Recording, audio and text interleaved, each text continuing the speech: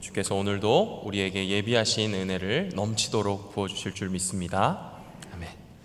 오늘 함께 읽은 본문은 짚을 이겨서 벽돌을 만드는 이스라엘 사람들과 또 그 벽돌의 수량을 계수하는 이스라엘 기록원들, 이들의 불만으로 시작하는 말씀입니다. 21절에서 이 모세와 아론에게 이런 불만을 쏟아내고 있는 이 사람들이 누구냐면 바로 벽돌을 만드는 일을 하는 이스라엘 사람이다 이거예요. 그들이 뭐라고 불평하고 있습니까? 자신들이 바로의 눈과 그의 신하의 눈에 미운 존재가 되었다는 거예요. 21절 말씀을 성경을 보시면서 한번 다시 보겠습니다. 제가 읽어보겠습니다. 그들에게 이르되 너희가 우리를 바로의 눈과 그의 신하의 눈에 미운 것이 되게 하고 그들의 손에 칼을 주어 우리를 죽이게 하는도다. 여호와는 너희를 살피시고 판단하시기를 원하노라. 이 말을 듣고 모세와 아론은 무슨 생각을 했을까요? 자기들을 위해 지금 이 이스라엘 백성들을 위해서 바로 앞에 목숨 걸고 나가가지고 노예 해방을 이야기하고 있는데 고맙다, 괜찮다 하지는 못할 망정 지금 너 때문에 망했다고 이야기하고 있는 거예요. 이런 이스라엘 백성들 앞에서 서운한 마음이 들지 않았겠습니까? 모세는 아마 아론보다 더 서운했을지도 몰라요. 본래 자기는 오고 싶어 하지도 않았습니다. 가고 싶은 사람을 보냈어도 이 일은 쉬운 일이 아니었을 건데 갈 수 없다는 사람, 그것도 이방 땅에서 결혼도 하고 자식도 낳고 잘 살고 있던 이 사람을 하나님이 보내셨으면 일이 좀 첫 단추부터 잘 풀리도록 길을 열어주셔야 되는 거 아니겠습니까? 마치 이런 겁니다. 구역장님, 교구장님이 신앙훈련을 막 권하는 거예요. 한사코 거절을 합니다. 낮에 일을도 해야 되고 밤에는 아이들도 돌봐야 되고 남편 식사도 차려줘야 되고 주중에는 일하기 때문에 주말에는 봉사하느라 바쁘다 이런 이유 저런 이유로 신앙훈련 사역 다 거절했습니다. 그런데 그때마다 목사님까지 거들면서 이야기하는 거예요. 신앙훈련하면 분명히 은혜가 있습니다. 꼭 받으셔야 됩니다. 이번 기회가 절대 놓쳐서는 안 되는 기회입니다.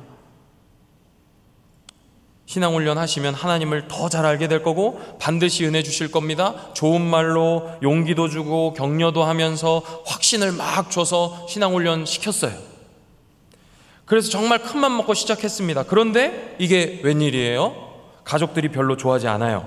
오전에 집안일 제쳐두고 신앙훈련 받는다고 했더니 애들이 안 좋아합니다. 저녁에 교회 간다고 하니까 남편이 안 좋아합니다. 주말에 받겠다고 했더니 하루 종일 교회 가서 사냐고 뭐라 합니다. 그래서 목사님한테 와가지고 상담을 요청합니다. 제가 이렇게 해가지고 신앙훈련 시작했는데 별로 좋지 않은 것 같습니다. 그랬더니 목사님 하시는 말씀 기도해 봅시다. 여러분 별 생각이 다 들겠죠? 내가 왜 한다고 했을까부터 이거 중간에 그만둬야겠다 이런 생각, 가족들을 위해서, 자녀들을 위해서, 집안의 평화를 위해서 사실 이런 생각 드는 게 정상일 거예요. 시작했으면 좀 옆에서 격려도 해주고 괜찮다, 잘하고 있다, 그래도 힘내봅시다 이럴 때는 노하우 이렇게 하면 됩니다. 노하우도 가르쳐주고 이렇게 옆에서 좀 도와주면서 해도 할까 말까인데 봉사도 마찬가지 아닙니까? 어떤 사역을 맡길 때는 처음부터 끝까지 다 해줄 것처럼 이야기해놓고 막상 시작하고 나면 이제 하나님과 나 둘 사이에 해결해야 될 문제처럼 다 그렇게 여기는 거죠. 그러면 우리 속에는 여기까지인가 보다. 그렇지. 세상에 쉬운 게 뭐가 있겠어? 교회도 마찬가지야. 현실과 타협하게 되지 않겠어요? 모세의 심정이 아마 이랬을 거라는 거예요. 아니나 다를까 모세가 하나님께 와서 기도하고 그 기도하는 내용을 들여다보니 모세도 우리랑 별반 다르지 않은 것 같습니다. 22절과 23절 한번 성경을 보시겠어요?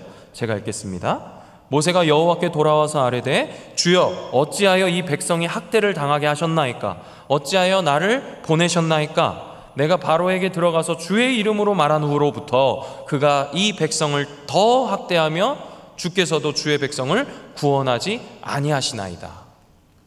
이 모세의 기도를 조금 자세히 들여다보면 지금 모세가 마치 하나님께 자신이 골탕 먹고 있다고 생각하는 것처럼 느껴져요. 마치 누가 쳐놓은 덫에 자기가 지금 빠졌다고 생각하는 거죠. 모세가 전혀 예상하지 못한 방향으로 상황이 흘러가고 있는 거예요. 여기 어찌하여 라는 말이 무슨 말입니까? 왜 그러시냐는 거죠. 왜 하나님 상황을 이렇게 만드시냐는 겁니다.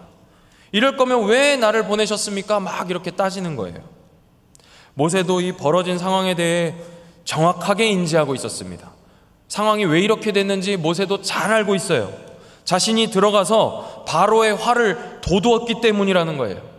주의 이름으로 그에게 말한 후부터 이런 일이 일어나고 있다는 거예요. 모세의 입장에서는 상황이 이런데도 하나님께서 마치 그냥 보고 계시는 것만 같은 생각이 들었겠죠. 그런데 모세는 자신이 돌아가 의논해야 할 분이 누구인지도 정확하게 알고 있었습니다. 그는 문제를 주시는 분이 누구신지, 또 그 문제를 해결하셔야 될 분이 누구신지를 제대로 알고 있었어요. 모세는 일이 풀리지 않을 때 불신앙의 태도로 돌아가는 것이 아니에요. 여기까지인가 보다, 그만둬야겠다 하는 불신앙의 태도로 돌아가는 것이 아니라 하나님께로 돌아가는 사람이었어요. 그는 하나님이 행동하실 것을 촉구할 줄 아는 사람이었습니다. 사랑하는 여러분, 불신앙과 신앙의 차이가 여기 있어요. 신자는 하나님의 일하심을 촉구할 줄 아는 사람입니다. 주시는 분도 여호와시고 거두시는 분도 여호와시라는 사실을 잘 아는 사람, 모든 상황의 주도권이 하나님께 있다는 것을 믿는 사람만이 자기 앞에 벌어진 그 문제를 해결하기 위해 하나님께로 달려갈 수 있는 겁니다. 모세가 하나님께 나와 기도하자 하나님께서 6장 1절에 이렇게 말씀하세요. 제가 읽어보겠습니다. 6장 1절입니다. 여호와께서 모세에게 이르시되 이제 내가 바로에게 하는 일을 내가 보리라. 강한 손으로 말미암아 바로가 그들을 보내리라. 강한 손으로 말미암아 바로가 그들을 그의 땅에서 쫓아내리라. 우리 하나님 뭐라고 말씀하십니까? 이제 네가 볼 것이다 말씀하세요. 이제 네가 볼 것이다. 조금만 더 빨리 움직여 주시지. 하나님 마치 기다렸다는 듯이 이렇게 말씀하시는 거예요. 우리의 기도를 기다리신 것처럼 반응하시는 이 대목을 눈여겨보시기 바랍니다. 하나님께서는 믿는 자의 기도를 기다리시는 거예요. 그리고 하나님은 실제로는 그렇지 않으시면서도 우리의 기도를 크게 봐주시는 그런 분이에요. 이제 내가 바로에게 하는 일을 볼 것이다. 이제 볼 것이다 말씀하시는 거예요. 그리고 뒤이어 등장할 엄청난 일의 서막을 얘기하시는데 6장 1절 제가 다시 읽어보겠습니다. 여호와께서 모세에게 이르시되 이제 내가 바로에게 하는 일을 네가 보리라. 강한 손으로 말미암아 바로가 그들을 보내리라. 강한 손으로 말미암아 바로가 그들을 그의 땅에서 쫓아내리라. 여호와의 강한 손으로 인해 바로가 이스라엘 백성들을 쫓아낼 것이라고 약속하시는 거예요. 모세가 부르시는 장면과 애굽에 대한 이 하나님의 심판 이야기, 뒤이어서 나올 그 심판 이야기 사이에 위치한 이 본문은 우리에게 과연 하나님의 백성들은 앞으로 어떤 운명을 맞이할 것인가, 이렇게 불평과 불만 속에서 이들은 어떤 운명을 맞이할 것인가, 애굽 사람들과 함께 심판당할 것인가, 아니면 그들과 다른 처우를 하나님께 받을 것인가, 이런 아둔한 이들 앞에서 하나님은 도대체 어떤 일을 행하실까 하는 생각을 하게 만드는 본문입니다. 오늘 우리는 이 말씀을 통해서 이스라엘 백성들이 깨닫지 못하고 있는 이 세 가지를 살펴보고 이 세 가지를 반면교사 삼아 우리는 어떻게 행동해야 하는지 생각해보고 결단하는 시간을 가지려고 합니다. 첫째로 이스라엘 백성들이 알지 못했던 사실은 하나님께서는 당신의 백성들을 살피시는 분이라는 사실이에요. 모세는 앞서 4장 후반부에 아내 십보라의 이 지혜로운 행동으로 죽음의 위기를 넘겼습니다. 언약의 행위라고 할 수 있는 이 할례를 행해서 어쩌면 이 모세는 장자의 죽음, 그 장자의 죽음의 그 심각성과 유월절의 은혜를 몸소 먼저 경험했다고 할 수도 있어요. 그런 모세가 이제 애굽에 도착할 때쯤에 하나님께서 아론에게도 동시에 말씀하셔서 모세가 오고 있으니 나가서 맞으라 하는 그 맞이를 함께 경험하고 모세와 아론이 조우하면서 이 5장이 시작이 됩니다. 그렇게 만난 두 형제는 백성들과 백성들의 장로들 앞에 가서 이 모세가 들은 이야기를 그들에게 다 펼쳐 이야기하고 있어요. 그때 이 백성들의 반응이 어땠습니까? 하나님이 나를 보내셨다 하는 이 모세의 이야기를 듣고 그들은 믿었다고 이야기해요. 4장 31절 말씀을 제가 한번 읽어보겠습니다. 백성이 믿으며 여호와께서 이스라엘 자손을 찾으시고 그들의 고난을 살피셨다 함을 듣고 머리 숙여 경배하였더라. 그들이 믿고 경배한 거예요. 근데 하나님께서 그들을 어떻게 하셨대요? 이스라엘 자손을 찾으시고 그들의 고난을 살피셨다 하는 말을 듣고 경배했대요. 이와 유사한 고백이 시편 8편 4절에 있습니다. 우리 자막을 보시면서 한 목소리로 함께 읽어보겠습니다. 시작. 사람이 무엇이기에 주께서 그를 생각하시며 인자가 무엇이기에 주께서 그를 돌보시나이까. 잠깐 띄워주시면 주께서 그를 생각하시고 주께서 그를 돌보십니까 하는 이 다윗의 노래예요. 여기에 이 돌보시나이까 라고 물을 때 이 단어가 우리가 앞서 읽었던 4장 31절에 찾으시다 라는 말과 같은 말이에요. 그러니까 하나님께서 돌보신다는 말이 쓰일 때는 이 시편 8편 4절의 상황처럼 뭐 사람들이 잘 나가고 좋은 상황에서 하나님이 돌보신다는 말이 아니라 이런 말이 쓰일 때는 주로 상황이 좋지 않을 때, 가장 힘들고 고통받고 있을 때 그런 그들의 중심을 헤아리고 알아주시고 동정해 주신다라는 말을 쓸 때 이 말을 써요. 다시 말해서 지금 하나님께서는 이스라엘 백성들을 신방하고 계시는 거예요. 신방. 그럼 보통 신방을 언제 받으세요? 물론 우리가 개업을 했거나 또 집안에 좋은 일이 있을 때도 신방을 받지만 주로 신방을 요청하실 때, 목사님을 만나고 싶으실 때 언제 요청하십니까? 기도 제목을 나누고 싶을 때, 지금 내 이 상황을 좀 알아주십사 할 때 우리가 신방을 받지 않습니까? 하나님께서 이스라엘을 신방하고 계시는 거예요. 내가 너희들의 중심을 알고 있다 하는 것이죠. 근데 그냥 찾아가서 어떡하냐, 괜찮냐, 상황은 좀 나아질 기미가 보이더냐, 그냥 옆에서 앉아만 있어도 우리에게 위로가 되지만 모세와 아론이 백성들에게 무슨 말을 전하고 있는지 보니까 그냥 가서 찾아가시기만 하는 게 아니라 그들의 고난을 살피셨다 이야기해서 살피셨다. 사실 하나님께서는 이미 이 모세를 보내시기 전부터 이스라엘 자손의 고통 소리를 들으시고 그들을 돌보고 계셨습니다. 출애굽기 2장 25절 말씀을 한번 같이 읽어보겠습니다. 시작. 하나님이 이스라엘 자손을 돌보셨고 하나님이 그들을 기억하셨더라. 여기에 이 돌보셨다는 말도 4장 31절에 살피셨다는 말과 같은 말이에요. 이 단어는 일반적으로 쓰이는 보다라는 말입니다. 보다. 근데 이 단어가 하나님이 주어가 되어 쓰일 때에는 사람이 보는 것과는 큰 차이가 있어요. 하나님께서 보실 때에는 하나님은 모든 사물의 이치, 상황과 대상의 본질을 꿰뚫어 보시는 거예요. 그런데 사람은 그렇지 않죠. 우리는 언제나 현상에 매여 있습니다. 드러나는 것만 주목합니다. 우리의 감각의 한계를 극복해낼 재간이 없어요. 그래서 하나님께서는 우리에게 자주 보라 명령하세요. 우리의 눈이 이렇게 멀쩡한데 하나님께서는 우리가 마치 장님인 마냥 말씀하시는 거예요. 우리더러 보라, 주목하라고 명령하시는 거예요. 왜 그러시겠습니까? 우리가 보지 못하는 것이 있기 때문이죠. 우리가 진짜 볼 수 있어야 하는 것이 있기 때문에 우리 보고 보라, 주목하라 명령하시는 거예요. 하나님께서는 이스라엘 백성들을 찾아가셔서 신방하시며 그들의 드러나는 상황을 알아주시기만 하는 분이 아니라 그들의 중심, 그들의 본질, 그들이 그렇게 힘든 일을 경험하며 그 모든 역사가 되어가는 그 이유를 하나님은 볼 줄 아는 분이라는 겁니다. 이 4장 31절은 이스라엘 백성이 모세가 전한 이 사실을 믿고 경배했다 말하고 있어요. 하지만 그들은 상황이 조금 안 좋아지자, 다시 말해 그들의 현실에 한계가 생기고 그들의 오감의 한계가 생기자 그들은 자신들의 감각의 그 경계를 벗어나지 못한 채 본래의 모습으로 돌아간 것 같습니다.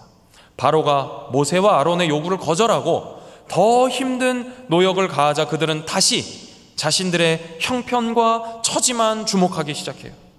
그리고 하나님을 마치 자신들과 같은 시각을 가진 분으로 착각하기에 이릅니다. 오늘 우리가 읽은 21절 말씀, 우리 21절 말씀을 같이 자막을 보시면서 큰 목소리로 한번 읽어보겠습니다. 시작.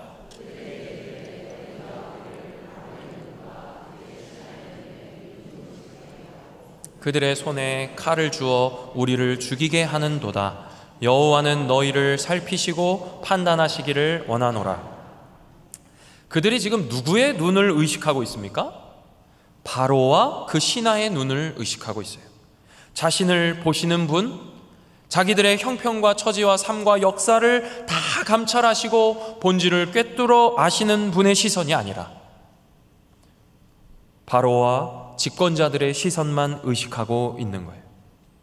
하나님이 그들을 긍휼의 눈으로 보살피고 계신다는 사실은 잊어버린 채 그들의 눈에 미운 것이 되었다고 한탄하고 있는 거예요. 그리고 적반하장으로 모세와 아론에게 뭐라고 말하고 있습니까? 여호와께서 너희를 살피시고 판단하기를 원한다 얘기해요. 판단하기를 원한다, 이 말은 하나님 너희에게 심판하시기를 원한다는 저주입니다. 하나님께서 너를 보고 심판 내려주셨으면 좋겠다 이거예요. 하나님이 살피시는 것을 잊어버린 채 너희나 살피시길 원하고 너희를 저주하길 원한다 얘기하는 거죠. 하나님께서는 이미 그들의 고난을 살피셨고 모세를 부르셔서 그 마음을 그들에게 가르치셨습니다. 그런데도 그들은 진정으로 하나님의 그 본심, 그들의 고통의 세월을 다 보시며 아시는 분, 모든 내면까지도 감찰하시는 분으로 알고 있지는 않은 것 같습니다. 이들이 정말 모세와 아론의 말을 믿고 경배하였던 이들이 맞나 싶을 정도로 하나님의 안목을 무시하고 있어요. 하나님께서 자신들의 살피시는 것은 까맣게 잊은 채 모세와 아론이 바로 앞에 선 이유를 잊어버리고 그들의 상황의 안목으로 하나님의 시력을 평가절하하고 있는 겁니다. 이게 바로 이스라엘 백성들이 깨닫지 못하고 있는 첫 번째 사항이에요. 현실의 한계로 인해 사람의 시선은 주목해야 될 것을 주목하지 못하고 있는 겁니다.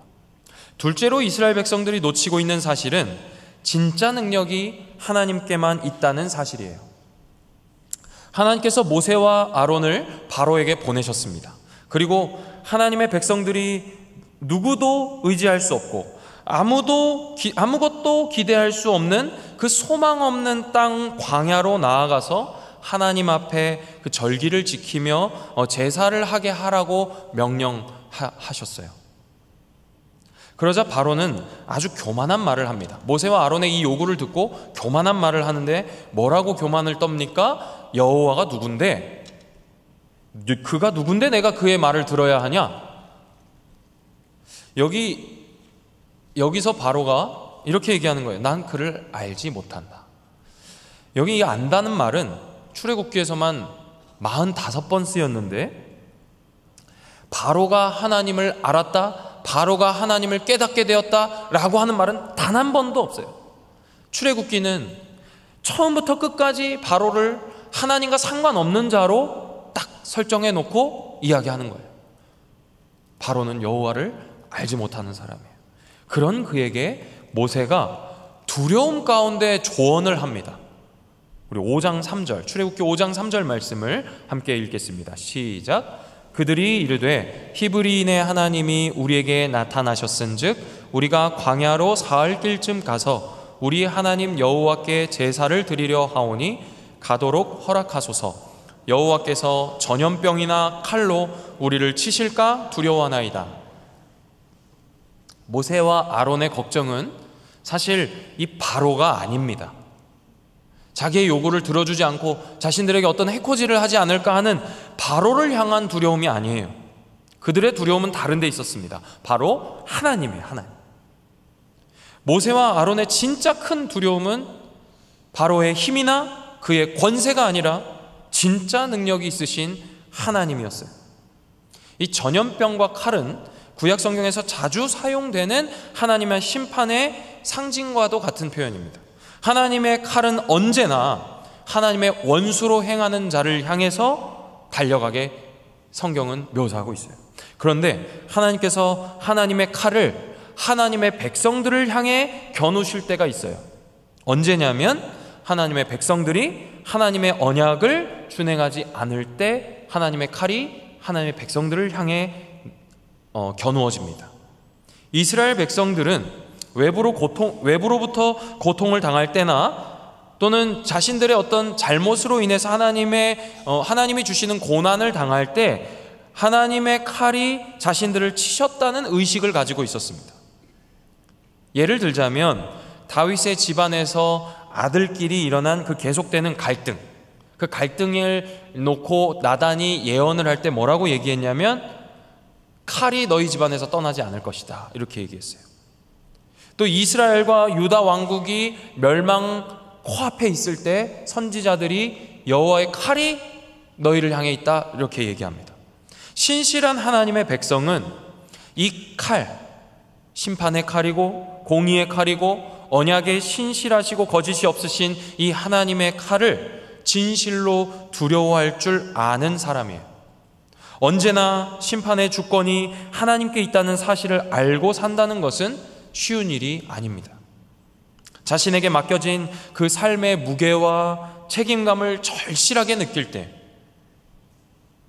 내가 그리스도인으로서 어떻게 살아야 하는지, 어떤 모습으로 살아야 하는지를 그 무게감을 절실하게 느끼는 사람만이 하나님의 칼을 제대로 볼 수 있는 거예요. 제가 목사 안수를 받고 난 다음에 저를 지도해 주셨던 교수님께 이제 인사를 드리려고 찾아가 뵙던 적이 있습니다. 그때 교수님께서 저에게 이제 조언을 해주신 게 있는데요. 그 조언이 이거예요. 자고로 목사는 하나님을 두려워하고 주의 말씀을 사랑하고 성도들을 섬길 줄 알아야 한다. 그런 목사가 되라. 이렇게 가르쳐 주셨어요. 이 순서도 잊지 말라고 하셨습니다. 하나님을 두려워하고 주님의 말씀을 사랑하고 성도를 섬길 줄 아는 목회자. 그런데 여러분, 목사뿐이겠습니까? 그리스도인이라면, 또 하나님의 백성이라고 한다면 하나님을 두려워하고 주의 말씀을 사랑하고 서로를 섬길 줄 아는 것, 이거 당연한 일이겠죠. 주의 말씀을 사랑한다고 하면서 하나님을 두려워할 줄 모르는 사람, 그런 사람이 주의 말씀을 진정 사랑하고 정말 깨닫는 사람이겠습니까?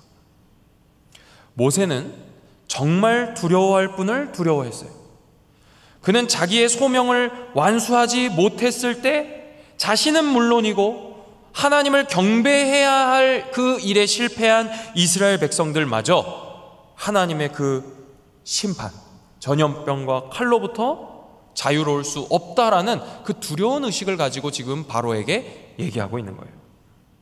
그런데 오늘 본문 21절에 보니까 모세와 아론을 향해 힐난하는 이 백성들의 말을 보면 이들은 마치 하나님을 전혀 알지 못하고 하나님을 두려워하지 못하는 사람처럼 바로를 여기고 있어요. 21절 말씀 한 번 더 읽어보겠습니다. 시작. 그들에게 이르되 너희가 우리를 바로의 눈과 그의 신하의 눈에 미운 것이 되게 하고 그들의 손에 칼을 주어 우리를 죽이게 하는도다. 여호와는 너희를 살피시고 판단하시기를 원하노라. 이 백성들은 지금 칼이 누구에게 있다고 생각하고 있습니까? 그 칼이 누구에게 전해졌다고 생각하고 있습니까? 바로와 그의 신하들에게 그 칼이 주어졌다고 생각을 해요. 자기 삶의 운명이, 자기 인생의 그 생사 여탈권이 하나님이 아니라 바로와 그를 따르는 무리들에게 있다고 생각하고 있는 거예요. 사랑하는 평행 가족 여러분, 우리의 삶에서 경험하는 모든 것들, 그 어느 것 하나도 하나님과 상관없이 우리에게 주어지는 일은 없다는 사실을 기억하시길 바랍니다. 저와 여러분을 최종적으로 판단하시고 최종적으로 심판하실 그 공의의 칼을 주신 분은 우리 하나님뿐인 줄 믿으시길 바랍니다. 세 번째로 주의 백성들이 보지 못하고 있는 것은 그들 위에 일하고 계시는 하나님의 손이 있다는 사실이에요. 하나님께서는 모세를 부르시는 과정에서 당신의 손을 들어 애굽을 칠 것이라고 말씀하셨어요. 그리고 하나님은 당신의 손을 주목하라고 하지 않으시고 모세의 손을 보게 하십니다. 출애굽기 4장 2절 말씀 같이 읽어보겠습니다. 출애굽기 4장 2절입니다. 시작. 여호와께서 그에게 이르시되 내 손에 있는 것이 무엇이냐? 그가 이르되 지팡이니이다. 하나님께서 내 손을 들어 애굽을 치겠다 말씀하시자마자 주목하게 하신 손은 모세의 손이었어요. 그리고 모세는 놀라운 경험을 합니다. 그의 손에 있던 지팡이가 뱀이 되었다가 그가 그 뱀의 꼬리를 잡으니까 다시 지팡이가 되는 기적을 체험하고 있는 것이죠. 그뿐 아니에요. 하나님께서는 그 지팡이를 잡고 있던 그 손에 나병이 생기게도 하시고 다시 그 나병이 낫게도 하십니다. 이 모세가 소명을 받는 이 4장에만 이 손이라는 단어가 10번 쓰였어요. 4장에만. 근데 모세는 자신의 손에서 일어나는 이 엄청난 일을 집약적으로 경험하고 있는 겁니다. 여러분, 너무 큰 일을 단시간에 집약적으로 경험하면 그 기억이 우리의 뇌리에 각인된다고 하죠. 너무 이 단기간에 큰 일을 여러 번 겪게 되면 그 시간이 너무나도 고통스럽고 우리 삶에 잊지 못할 기억이 되지 않습니까? 지금 모세를 앞에 두고 하나님이 모세의 손을 사용하셔서 지팡이가 뱀이 되게도 하시고 뱀이 다시 지팡이가 되게 하는 경험을 하게 하실 뿐 아니라 그의 손에 나병이 나게도 하셨다가 고치기도 하시는 그 엄청난 일을 단시간에 겪게 하신 거예요. 그리고 하나님께서 한 번 더 확인 사살을 날리시는데 4장 21절에 뭐라고 얘기하시냐면 내 손에 준 이적을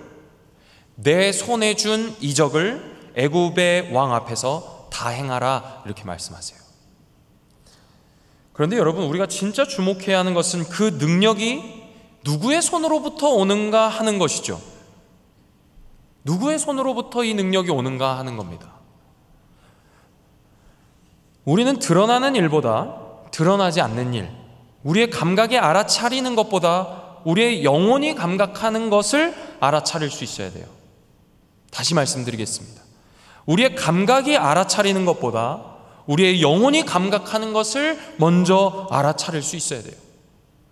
모세의 손에 하나님께서 놀라운 일을 행하셨다고 해서 그의 손이 능력을 행하는 손이 된 것이 아니라는 겁니다. 4장 4절 말씀을 제가 한번 읽어보겠습니다. 자막을 한번 보십시오. 여호와께서 모세에게 이르시되 내 손을 내밀어 그 꼬리를 잡으라. 그가 손을 내밀어 그것을 잡으니 그의 손에서 지팡이가 된지라. 여기 이 손이 3번 쓰인 걸 볼 수 있습니다. 제가 노란색으로 색을 칠해달라고 부탁드렸는데 보이시죠? 그런데 히브리어 성경은요, 이 마지막 3번째 손, 이 손이라는 단어를 앞서 사용된 손과는 다른 단어를 사용했어요. 이 3번째 손은요, 그냥 손, 고유 대명사로서 이 손이 아니라 이 손의 형태를 보고 묘사하는 단어입니다. 편손, 빈손이라는 단어예요. 그냥 손이 아니라 이 손이 어떤 모습을 하고 있냐? 펼쳐진 손, 비어있는 손을 표현하는 단어로 쓰일 때 이 단어를 써요. 여러분 한번 생각해 보세요. 지금 이 장면이 어떤 장면이에요? 그가 손을 내밀어 그것을 잡으니 그의 손에서 지팡이가 되었대요. 그럼 지팡이를 잡으려면 손을 오므려야 하나요? 펴야 하나요? 자, 질문 던져보겠어요. 다시 한번. 자, 손을 오므려야 된다. 크게 네 해보세요.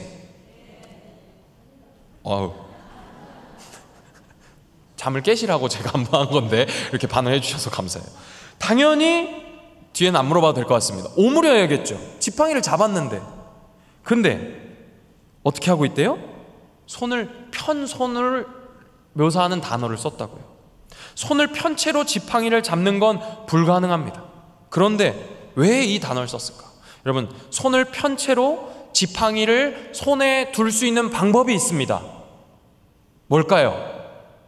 맞추면 제가 큰 선물을 드릴게요. 네, 누가 대답하실까봐 제가 빨리 답을 말씀드려야겠어요. 손을 편 채로 지팡이를 잡을 수 있는 방법이 있는데, 그건 어떤 방법이냐면, 누가 우리의 손에 지팡이를 올려주면 손을 편 채로 지팡이를 잡을 수 있어요.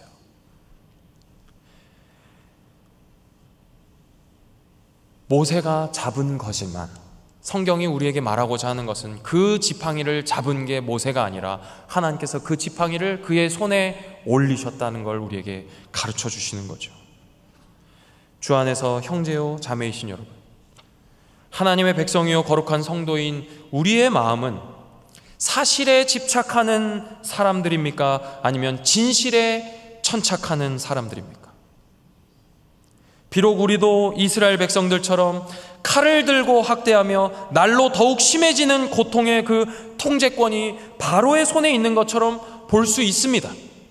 아니, 이스라엘 백성의 모습이 우리의 모습이죠. 하지만 여러분, 그들의 손은 빈손이에요. 그들의 손은 사실 아무 능력이 없는 손입니다.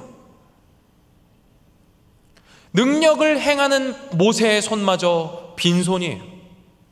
하나님께서는 모세의 손을 사용하시는 것처럼 그들의 손을 사용하셔서 계속 하나님 자신의 일을 하고 계시는 겁니다. 우리는 앞서 이스라엘 백성들이 보지 못하는 세 가지를 살펴봤습니다. 그들은 하나님의 눈과 하나님의 능력과 하나님의 손을 보지 못했어요. 그들은 드러나는 현상에 몰두해서 그 뒤에서 일하고 계시는 진실을 보지 못했던 겁니다.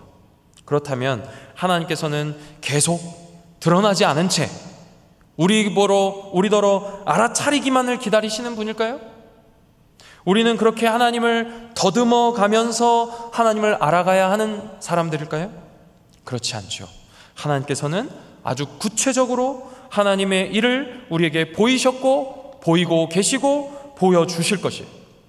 하나님께서 보이신 가장 구체적이고 확실한 하나님의 일, 그 일은 바로 우리 구주 예수 그리스도를 이 땅에 보내주신 것입니다.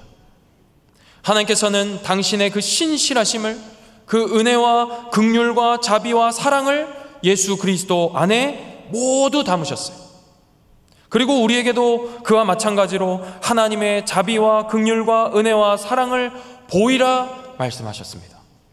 우리가 하나님을 하나님의 자리에 올려드리는 것과 그것과 함께 하나님은 우리에게 우리가 우리의 자리로 돌아갈 것을 요구하시는 거예요. 이게 바로 하나님을 사랑하고 서로 사랑하라는 그 두 계명의 의미 아니겠습니까? 하나님을 하나님의 자리에, 우리를 하나님의 백성의 자리에. 유명한 경제학자 애덤 스미스란 사람이 인간의 탐욕을 동기로 보이지 않는 손이라는 원리를 주장했어요. 이 거대한 경제 구조는 각자가 자기 필요한 대로 일하는 그 사슬로 구성되어 있다는 주장이에요. 개인의 이기심이 공적인 이익을 증진시킨다는 아이러니입니다. 그런데 여러분, 우리는 전혀 다른 의미의 보이지 않는 손을 생각해야 됩니다. 하나님께서는 우리의 손에서 일어나는, 우리의 손을 사용하셔서 일하시는 그 헤세드, 인애와 긍휼과 자비를 사용하셔서 하나님의 헤세드, 하나님의 인애와 긍휼과 자비를 펼쳐 나가시는 분이에요. 룻과 나오미 사이에 있었던 그 헤세드가 다윗의 집안을 세우는 기초가 되었던 것처럼 저와 여러분 사이에 일어나는 헤세드를 통해서 그리스도의 몸인 이 교회가 서게 될 줄 믿습니다. 우리가 우리 사이에 보이는 손으로 부지런히 일하는 것이 주님의 그 보이지 않는 손의 가장 구체적인 표현인 줄 믿습니다.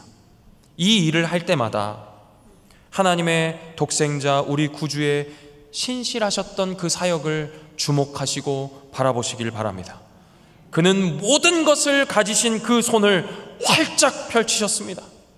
그리고 주님은 그 활짝 펼친 그 손에 세상에서 가장 차갑고 세상에서 가장 거친 못을 움켜쥐셨어요. 그리스도께서 손에 새기신 것은 못자국이 아니에요. 우리 눈에 상처로밖에 보이지 않는 못자국이지만 하나님께서는 우리를 당신의 손에 새기셨다 말씀하십니다. 이사야 말씀을 제가 읽어드리겠습니다. 여인이 어찌 그 젖먹는 자식을 잊겠으며 자기 태에서 난 아들을 긍휼히 여기지 않겠느냐. 그들은 혹시 잊을지라도 나는 너를 잊지 아니할 것이라. 내가 너를 내 손바닥에 새겼고 너의 성벽이 항상 내 앞에 있나니. 여러분, 저와 여러분의 이름을 하나님께서는 하나님의 손바닥에 새기신 줄 믿습니다. 주의 손에 붙들린 손들이 되어서 날마다 그리스도의 손을 바라보며 하나님의 자리를 하나님께 돌려드리고 날마다 신실한 주의 백성으로 살아가는 저와 여러분 되시기를 간절히 소망합니다. 기도하겠습니다. 사랑의 하나님, 감사합니다. 오늘 주의 말씀을 통해 주의 못자국 난 손을 다시 바라보게 하시니 감사합니다. 주의 손에 새겨진 자에게 합당한 삶, 신실하게 그 삶을 살아가게 하여 주옵소서. 예수 그리스도의 이름으로 기도합니다. 아멘.